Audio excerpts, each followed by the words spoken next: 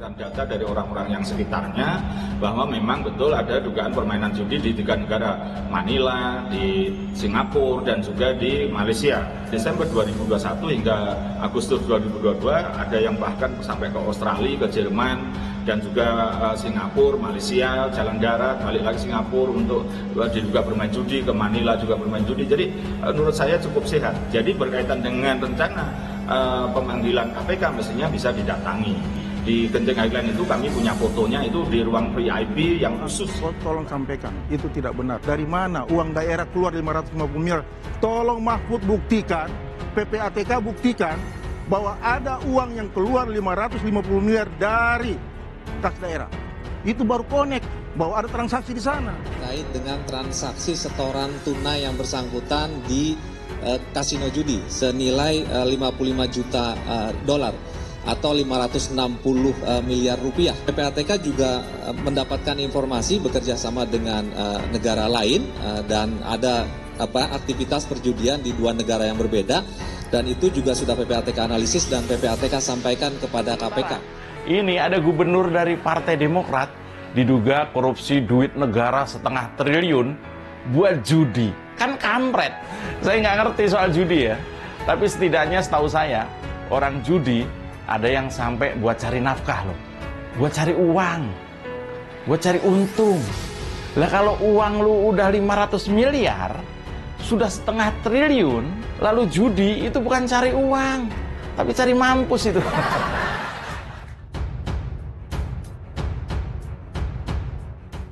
KPK cukup bukti kasus Lukas NMB dinilai murni soal hukum. Koordinator Masyarakat Anti Korupsi Boyamin Saiman menilai kasus Gubernur Papua Lukas NMB murni pelanggaran hukum. Dia yakin Komisi Pemberantasan Korupsi punya cukup bukti untuk menetapkan Lukas sebagai tersangka. Menurut Boyamin, kalau pihak Lukas tidak terima atau merasa ada yang janggal dari proses hukum di KPK karena langsung penetapan tersangka tanpa pemeriksaan saksi, jalan terbaik adalah mengajukan ke pra-peradilan. KPK menetapkan Lukas NMB sebagai tersangka kasus dugaan gratifikasi 1 miliar rupiah terkait proyek di pemerintah Provinsi Papua. Sedangkan Pusat Pelaporan dan Analisis Transaksi Keuangan membongkar dugaan penyimpanan dan pengelolaan uang Lukas NMB tidak wajar. Salah satunya setoran tunai dari Lukas yang diduga mengalir ke kasino judi dengan nilai 560 miliar rupiah. Bonyamin menilai kasus Lukas murni soal hukum. Tidak ada kaitannya dengan kepentingan politik. Dia mengatakan setiap KPK menjerat atau menangkap politikus karena dugaan korupsi selalu ada tuduhan motif politik. Boyamin yakin KPK berpengalaman menghadapi tudingan seperti itu. Masyarakat juga pasti mendukung KPK untuk segera menuntaskan perkara korupsi, jadi bukti-bukti sudah cukup. Dia menduga pihak tertentu yang menuding motif politik di balik kasus Lukas hanya untuk mengulur waktu, menjadi polemik di masyarakat dan berharap mendapatkan dukungan. Sementara itu, Kepala Staf Kepresidenan Muldoko menegaskan bahwa kasus dugaan suap dan gratifikasi yang menjerat Gubernur Papua Lukas NMB tak ada hubungannya dengan politik. Dia menekankan aparat TNI siap dikerahkan apabila masyarakat menghalangi proses hukum Lukas NMB. Songsong 2024, ada Ridwan Kamil dan Ganjar di posisi puncak. Kandidat pemimpin bangsa pada suksesi Pilpres 2024 mengerucut pada nama Ridwan Kamil dan Ganjar Pranowo. Berdasar hasil survei Poltreking yang digelar 1-7 Agustus 2022, elektabilitas Ridwan Kamil teratas untuk posisi Cawapres, sementara Ganjar Pranowo Capres terkuat. Direktur Eksekutif Poltreking Indonesia, Hanta Yuda AR, menjelaskan survei Poltreking dilakukan secara nasional pada 1-7 Agustus 2022 menggunakan metode stratified multistage random sampling. Jumlah sampel dalam survei 1.220 responden dengan margin of error lebih kurang 2,9% pada tingkat kepercayaan 95%. Dalam survei elektabilitas Cawapres Pilpres 2024, nama Ridwan Kamil kokoh di posisi puncak. Dari jajaran 10 nama, ada 4 Cawapres terkuat yang dipilih di publik, meliputi Ridwan Kamil 12,6%, Sandiaga Salahuddin Uno 11,9%, Agus Harimurti Yudhoyono 11,7%, dan Erick Thohir 10,8%.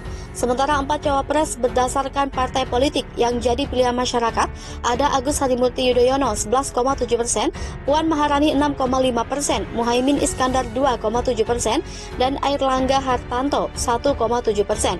Untuk pilihan Capres 2024, nama Ridwan Kamil juga moncer dengan raihan 3,9%, mengalahkan Erick Thohir 2,8%, Sandiaga Salahuddin Uno 2,4%, Puan Maharani 2,2%, Kofifa Indar Parawansa 2,2%, serta Airlangga Hartarto 1,7%, Ganjar Pranowo teratas 26,6%. Ridwan Kamil merupakan pemenang Pilgub Jabar 2018, sebelumnya jebolan arsitektur.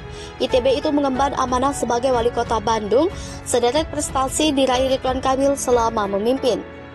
Di antaranya mampu melewati krisis puncak pandemi COVID-19 dengan baik, sukses meluncurkan aplikasi Picobar yang memudahkan masyarakat dalam pemeriksaan gejala dini infeksi virus corona. Tercatat pula selama dipimpin Ridwan Kamil, Pemprov Jabar berhasil meraih 345 penghargaan, baik nasional maupun internasional. Anak asli Papua sebut Lukas NMB habiskan uang rakyat, tak pantas jadi pemimpin. Pejabat Gubernur Papua Barat Paulus Waterpau menyebut Gubernur Papua Lukas NMB tidak pantas jadi pemimpin. Untuk itu, ia meminta agar tersangka kasus korupsi di KPK itu mundur dari jabatannya. Sebagai anak Papua, Paulus merasa malu melihat kelakuan Lukas. Selain menjadi tersangka kasus korupsi, Lukas juga disebut telah bikin malu masyarakat Papua setelah kedapatannya foya-foya di tempat kasino di luar negeri. Menurutnya, Lukas tengah memperlihatkan gaya hedonnya dari uang rakyat. Oleh sebab itu, Paulus meminta kepada Lukas untuk menanggalkan jabatannya sebagai gubernur Papua daripada nantinya harus ditangkap KPK dengan status kepala daerah. Ia kemudian menjelaskan kalau permintaannya itu murni berasal dari dirinya sebagai putra Papua. Sebelumnya, Pusat Pelaporan dan Analisis Transaksi Keuangan telah membekukan atau memblokir transaksi keuangan tersangka suap Gubernur Papua Lukas NMB. Semua yang diblokir itu ada di 11 penyedia jasa keuangan senilai 71 miliar rupiah. Kepala PPATK Ivan Yustiavandana mengatakan transaksi keuangan di 11 penyedia jasa keuangan yang diblokir seperti perbankan dan asuransi. Diungkapkan mayoritas transaksi di 11 penyedia jasa keuangan dilakukan anak Lukas NMB.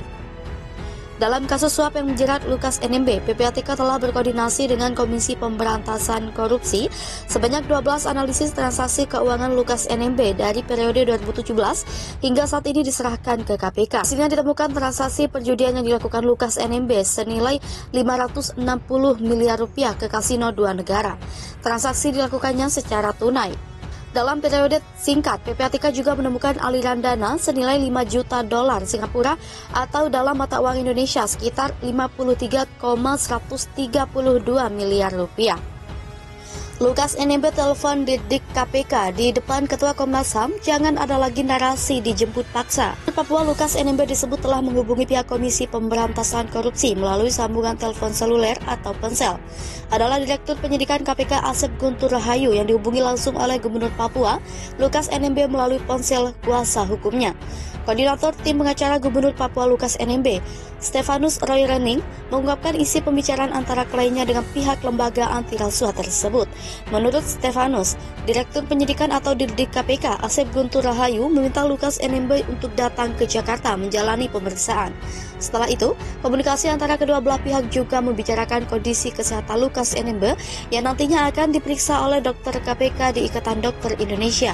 Stefanus menambahkan berdasarkan pernyataan Direktur Penyidikan KPK bahwa lembaga anti rasuah dalam melakukan penyelidikan bakal tetap menghormati hak asasi manusia.